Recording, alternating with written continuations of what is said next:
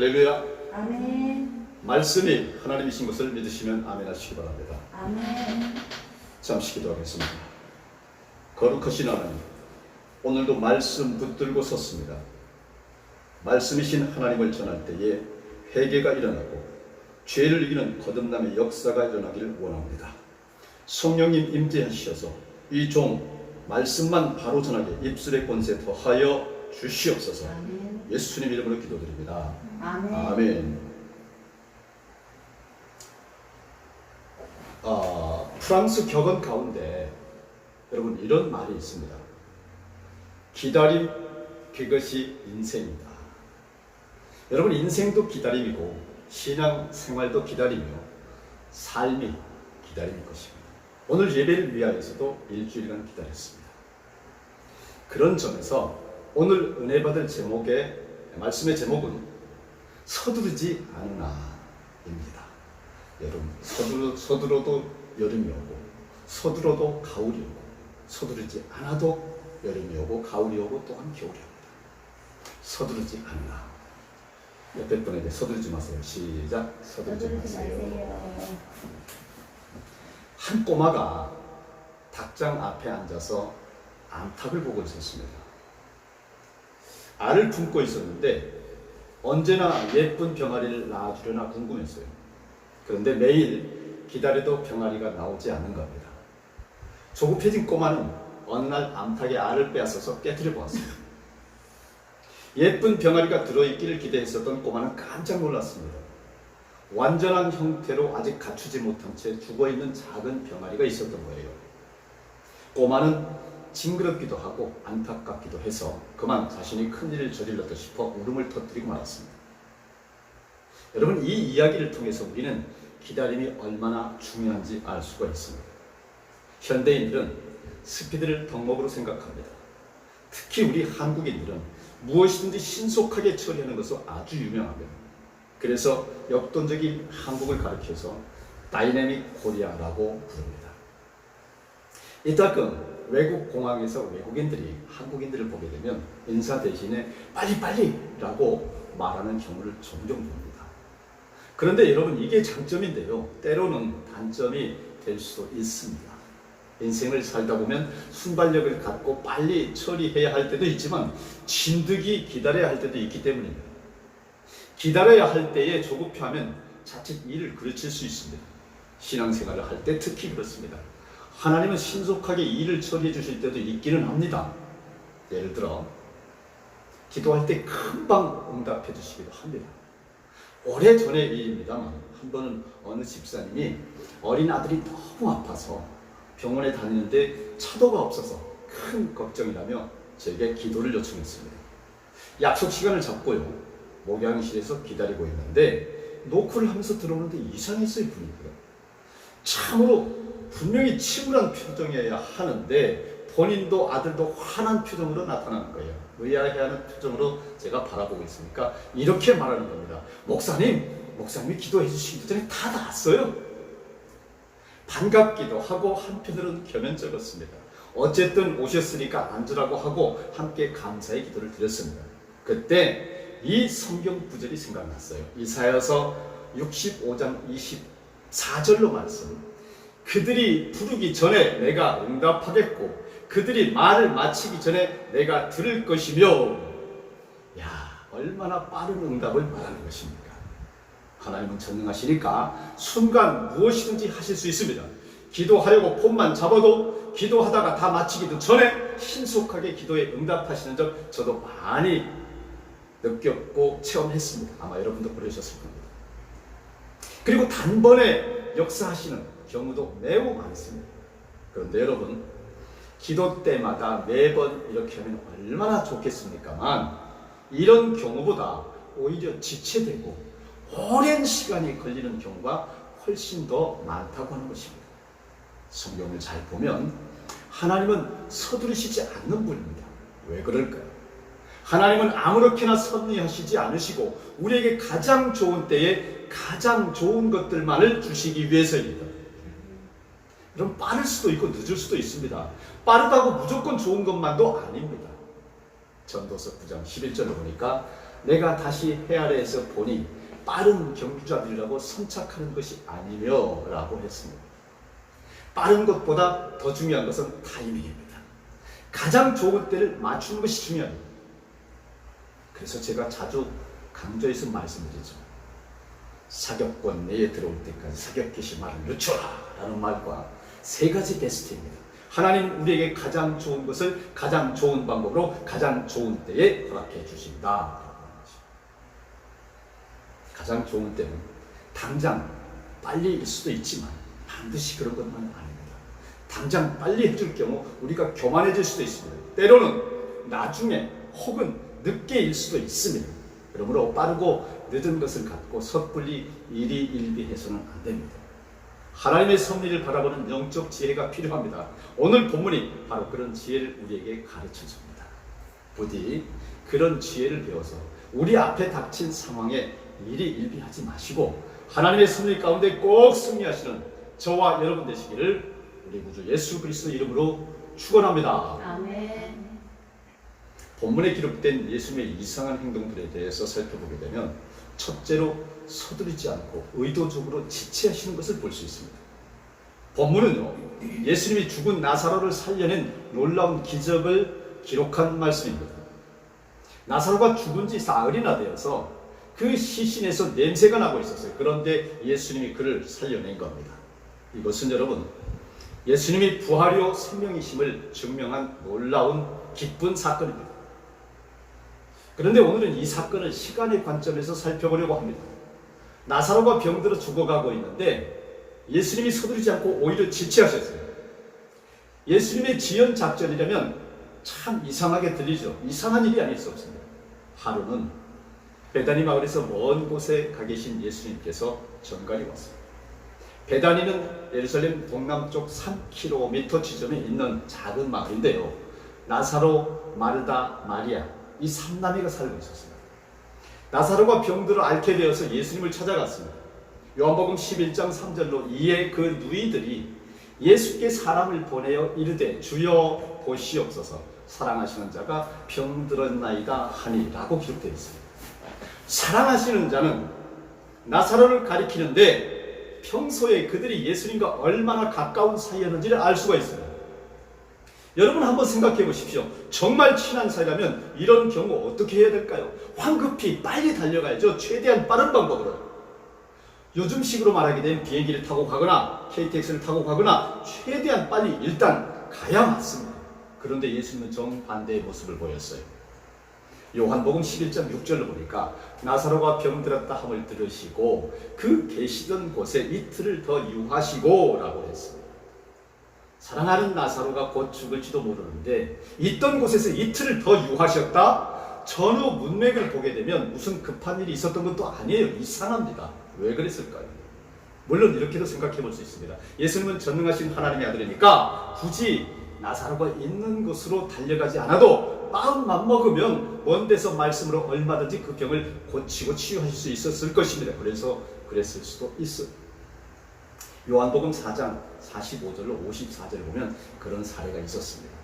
왕의 신하가 예수님께 나와 자기 아들이 병에 걸려 죽고 있으니 함께 가셔서 고쳐줄 것을 간청합니다. 그때 예수님이 그 아들이 살아있으니 그냥 돌아가라 라고 명령하십니다. 그는 예수님의 말씀을 믿고 돌아갔습니다. 중간쯤 가는데 하인이 헐레벌떡 달려옵니다. 달려와서 하는 말이 그 아들이 살아났습니다 라고 전합니다. 낫기 시작한 시간을 따져보니까 예수님이 말씀하신 바로 그 시점이었어요. 바로 그때였어요. 예수님이 가까이 가지도 않고 안수하시지도 않으셨는데도 치유된 것입니다. 말씀 한마디. 그러니까 나사로의 경우에도 충분히 가능하셨을 텐데 그렇게 하시지 않으셨어요. 왜 그러셨을까요? 그 후에도 예수님은 여전히 서두르지 않으십니다. 베다니 마을 어귀에 겨우 당도하고도 마찬가지로 전혀 급한 게 없는 모습이셨어요. 마르다와 마리아가 차례로 맞이하러 갔는데 예수님 마을로 들어오지 않고 밖에 계속 머물러 계셨습니다. 무슨 속셈일까요? 요한복음 11장 29절로 30절에 보니까 마리아가 이 말을 듣고 급히 일어나 예수께 나아가매 예수는 아직 마을로 들어오지 아니하시고 마르다가 맞이했던 곳에 그대로 계시더라 라고 했습니다. 답답하죠? 마르다가 예수님을 만나고 돌아가서 마리아에게 소식을 전했어요. 그 소식을 듣고 마리아가 급히 갔는데 예수님은 여전히 그 자리에 계신 것입니다. 빨리 마을로 들어오셔야 할 텐데 왜 이러시지 생각할수록 정말 이상합니다.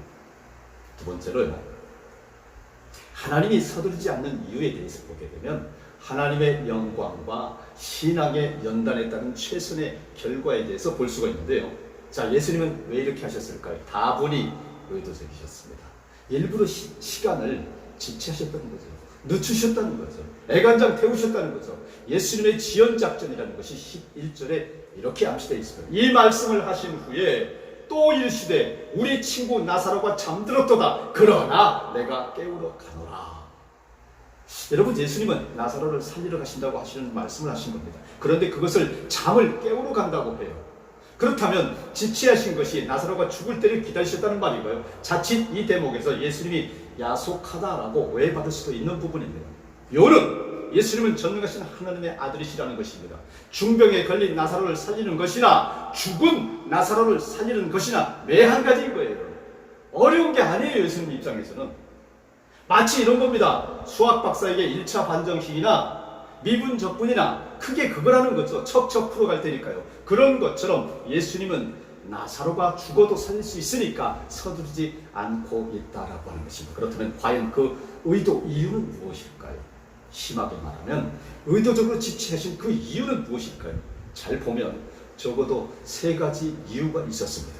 첫째로 하나님의 영광을 드러내기 위해서, 두 번째로 마르다와 마리아 그리고 당사자인 나사로와 심지어 제자들에게까지 많은 사람들의 신앙을 연단하기 위해서, 세 번째로 그리고 연단한 후에 최고의 좋은 결과를 주시기 위해서였다고 하는 이 세 가지 이유입니다. 할렐루야. 아멘. 여러분, 예수님은 하나님의 영광을 드러내기 위해서 서두르지 않으셨습니다. 예수님은 나사로의 병이 죽을 병이 아니라 오히려 하나님의 영광을 드러낼 기회라고 생각하셨습니다. 요한복음 11장 4절로 이 병은 죽을 병이 아니라 하나님의 영광을 위하며 하나님의 아들이 이로 말미암아 영광을 받게 하려 함이라 라고 하셨습니다. 기왕에 그렇게 된 것, 가장 크게 영광을 드러낼 수 있으려면 오히려 지체하는 것이 좋다라고 판단하신 것입니다. 여러분, 예수님께서는 하나님의 영광을 최고조로 드러낼 수 있도록 드라마틱한 상황을 연출하신 것입니다. 할렐루야. 아멘. 나사로가 병들어 있을 때 고쳐주시는 것이나 죽은 후에 살려주시는 것이나 전능하신 하나님 아들 입장에서 그게 그거라는 거죠. 오히려 죽은 후에 살리는 것이 더욱 극적이다라고 하는 것입니다. 그러므로 여러분, 두 번째로 예수님이 서두르지 않는 것은 신앙의 연단을 위해서다라고. 여러분에게 급히 하나님이 응답하시지 않은 것, 여러분을 연단하여 더욱 강하게 만든다고 하는 사실을 믿으시길 바랍니다. 아멘. 예수님이 이 사건을 나사로 본인은 물론이고 마르다와 마리아 자매, 심지어 제자들의 신앙 연단의 기회로 삼으셨습니다. 요한복음 11장 15절로 보니까 내가 거기 있지 아니한 것을 너희를 위하여 기뻐하노니 이는 너희로 믿게 하려 함이라 라고 말씀하셨습니다. 믿게 하기 위해서 그곳에 있지 않으셨다는 것입니다. 물론 그곳에 예수님이 계셨더라면 그냥 즉시 병을 고쳐주셨겠지요. 여러분, 그런 케이스는 성경 여러 곳에서 나타납니다. 여러분 봤지 않습니까? 지금 제자들은 병을 고치는 예수님 정도로만 알고 있어요. 예수님 병 고치는 분. 그런데 이번 기회에는 죽은 자도 다시 살리시는 부활의 예수님이라고 하는 것을 보여줄 수가 있게 되었다고 하는 뜻입니다. 보세요 여러분, 마르다와 마리아의 신앙이 아직 온전하지 않아요. 요한복음 11장 21절에 보니까 마르다가 예수께 여짜오되 주께서 여기 계셨더라면 내 오라버니가 죽지 아니하였겠나이다. 이게 뭡니까? 예수 당신 때문에 죽었다라고 따지는 투 아닙니까? 마르다의 신앙 수준이 어떤 상태죠? 예수님이 병은 고치지만 죽음의 문제는 해결할 수 없다라고 단정하고 생각하고 있는 것입니다. 신앙이 아주 좋다고 하는 마리아조차도 대동소이했어요. 요한복음 11장 32절로 마리아가 예수 계신 곳에 가서 배웠고 그 발 앞에 엎드려 이르되 주께서 여기 계셨더라면 내 오라버니가 죽지 아니하였겠나이다 하더라. 보세요, 같은 원망조입니다. 어디 갔다 이제 왔습니까? 이런 말이에요. 예수님은 그제서야 나사렛 무덤으로 가십니다. 가서 그 앞에서 돌문을 치우라고 지시하십니다. 당시 유대인의 매장법은 자연 동굴에 혹은 바위를 파서 만든 인조 동굴에 딱 시신을 안치하고요, 돌문을 닫아버립니다. 그게 무덤이에요. 그때 마르다의 반응이 어떻겠습니까? 요한복음 11장 39절을 보니까 예수께서 이르시되 돌을 옮겨놓으라 하시니 그 죽은 자의 누이 마르다가 이르되 주여, 죽은 자가 나흘이 되었으며 벌써 냄새가 진동하나이다. 이렇게 마르다가 시신이 부패했다면서 만류했습니다. 하지만 예수님이 계속 요구하십니다. 결국 돌문이 치워집니다. 그러자 예수님은 하나님께 먼저 감사 기도를 드립니다. 하나님, 나사로의 생명을 잘 지켜주셔서 감사드립니다. 그리고 나서 죽은 나사로를 향해 외칩니다. 나사로야, 나오라! 그때 놀라운 일이 일어납니다. 나사로가 살아납니다. 수의를 입은 채로 뚜벅뚜벅 걸어 나옵니다. 할렐루야. 이런 역사가 여러분에게도 일어나는 줄 믿으시기 바랍니다. 아멘. 모든 사람들이 깜짝 놀랐습니다. 그로 인해서 그들에게 믿음의 시야가 활짝 열렸던 것입니다. 죽은 자도 살리시는 예수님이시구나. 그러나 여러분, 예수님은 이제 곧 십자가에 못 박혀서 죽습니다. 그러면 따르던 제자들이 울고 불고 난리가 날 겁니다. 배신자도 속출하게 될 것입니다. 그때를 대비해서 가장 친한 삼남매와 제자들에게 부활의 주님을 믿는 믿음을 확실하게 심어주시려고 의도하셨음을 본문을 통해서 알 수가 있는 것입니다. 여러분, 이처럼 하나님이 우리를 기도할 때에 당장 응답하시지 않으시고 즉시 섭리해 주시지 않는 이유가 분명히 있는 것입니다. 신앙의 연단과 연단 후의 열매 때문입니다. 야고보서 1장 3절로 4절에 기록되기를 이는 너희 믿음의 시련이 인내를 만들어내는 줄 너희가 알미라. 인내를 온전히 이루라. 이는 너희로 온전하고 구비하여 조금도 부족함이 없게 하려 함이라 라고 했습니다. 성경 인물들 좀 보면 아브라함을 보게 되면요, 75세의 부름을 받았지만 하나님이 그를 믿음의 조상으로 세우기까지 오랜 세월 그의 신앙을 연단하십니다. 100세가 돼서야 비로소 이삭을 낳고 10수년 후에는 이삭을 모리아 산에 가서 번제로 각을 떠서 바치라고 시험하십니다. 이런 시험 과정을 거친 후에 아브라함이 명실상부한 믿음의 조상이 됩니다. 그냥 된 게 아니에요. 다윗도 보십시오. 10대 소년 시절 하나님이 그에게 기름을 붓고 차기 왕으로 예비하십니다. 하지만 금방 왕으로 세워주시지 않습니다. 사울 왕에게 오랜 세월 핍박을 당하고 도망다니도록 그렇게 하시대요. 그리고 사울의 사후에 왕이 되긴 하지만 처음 7년 6개월 동안은 유다 지파만의 왕이 됩니다. 그리고 숱한 연단 후 고생하게 시킨 후 그 후에야 비로소 이스라엘 전체의 왕이 되게 하시어 33년을 통치하게 하십니다. 그러니까 누구라도 그냥 되는 게 아니다라고 하는 것입니다. 연단의 과정을 거친 후에 합당한 자리에 찬란하고 빛나게 오르게 되는 것입니다. 그러므로 우리는 알아야 합니다. 신앙은 공짜가 아닙니다. 우리는 은혜로 값없이 구원을 받았다고 하지만 사실은 예수님의 십자가 희생, 그 피가 큰 공로가 있었습니다. 그러므로 구원받은 성도로서 이제는 합당한 수고를 해야 합니다. 합당한 은혜 갚음을 해야 합니다. 신앙의 연단을 받아야 합니다. 그럴 때 비로소 진정한 승리를 할 수 있는 것입니다. 신앙은 거저먹는 것이 아닙니다. 러시아 격언에 여러분 이런 말을 했습니다. 공짜 치즈는 쥐덫 안에만 놓여있다. 공짜 좋아하지 마세요. 쥐덫 안에 들어갑니다. 여러분, 세상이 얼마나 험악합니까? 우리가 천국에 들어가기 전까지는 어차피 이렇게 어려운 세상에서 살아갈 수밖에 없습니다. 하나님은 그 가운데 우리가 승리하도록 도와주시는 것을 믿으시기를 바랍니다. 그냥 도와주시는 것이 아니라 신앙을 연단하심으로 우리를 강하게 하십니다. 세 번째로, 예수님께서 서두르지 않는 이유는 신앙의 최선의 결과를 위해서입니다. 예수님은 단순히 나사로 한 사람만을 살리는 데 그치고 싶지 않으셨습니다. 그 당시 유대인들 가운데 예수님을 오해하고 반대하는 자들이 너무 많았습니다. 그들을 하나님께 인도하기를 원하셨습니다. 그래서 의도적으로 지체하십니다. 보여주신 겁니다. 유대인들을 초상이 나게 되면 온 동네 사람들이 다 몰려듭니다. 예수님은 그런 기회에 하나님의 영광을 드러내고 더 나아가 많은 사람들에게 하나님의 살아 역사하심과 예수님이 하나님의 아들 구세주임을 깨우쳐주고 싶으셨던 것입니다. 예수님이 나사로가 죽은 후에 당도하자 예상한 대로 빈정거리는 자들이 있었습니다.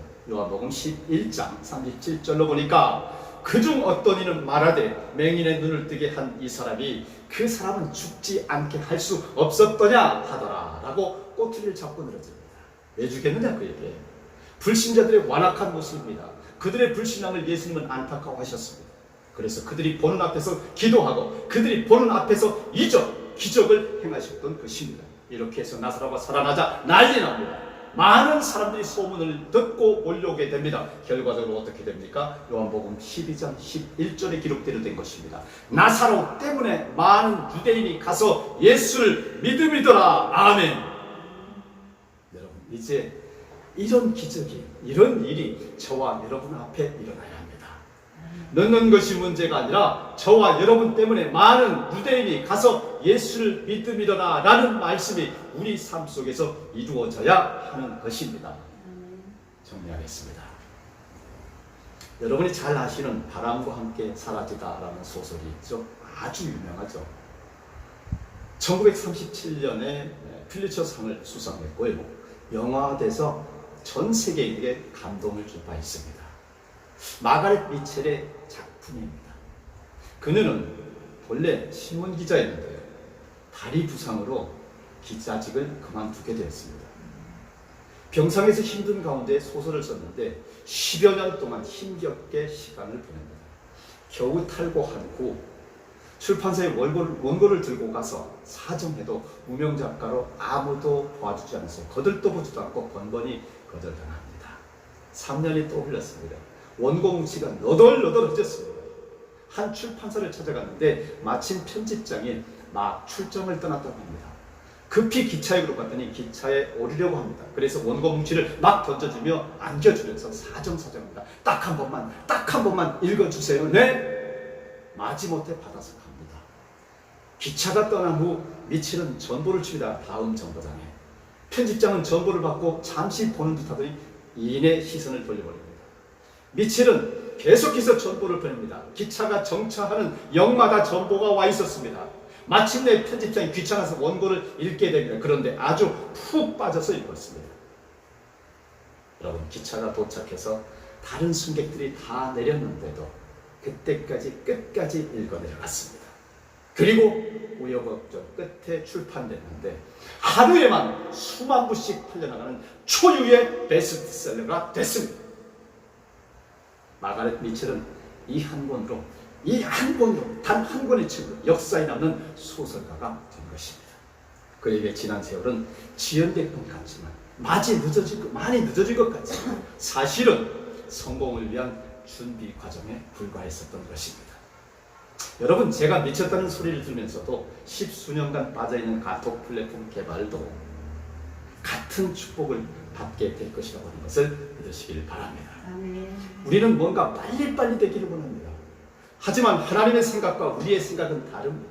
하나님은 서두르지 않지만 여전히 나를 위해, 그리고 여러분을 위해, 그리고 자녀들을 위해 일하고 계시다고 하는 사실을 믿으시길 바랍니다. 오직 하나님께 붙어있기만 하면 내 일을 하나님이 하시고 내가 받아야 할 영광을 하나님이 받으시는 것을 믿으시기를 바랍니다. 아멘.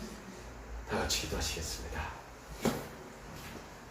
길이요 진리요 생명이신 하나님 아버지, 오늘 예배 위에 신령과 진정으로 하나님 임재하시어 우리 영혼을 지키시고 복주심을 감사드립니다. 코로나가 그칠 기세가 보이지 않고 폭염의 뜨거움이 여전히 우리를 괴롭히지만 서두르지 않고 장차 다가올 시원함과 코로나 없는 자유함을 기다리는 것을 통하여 겸손을 배우게 하여 주시니 감사드립니다. 오늘 주신 말씀 따라서 무엇을 하든 빨리빨리가 아니라 은혜로 주님 뜻대로 되어가기를 간절히 원하고 기도합니다. 모두가 오직 하나님께 집중하고 오직 하나님께 붙어 있으므로 넣는 게 아니라 오직 형통이요 주님께 영광이 되기만을 간절히 소원하며 우리를 영 죽을 죄에서 살리신 예수 그리스도의 이름으로 기도드리옵나이다. 아멘. 아멘. 우리 하나님께 감사합니다.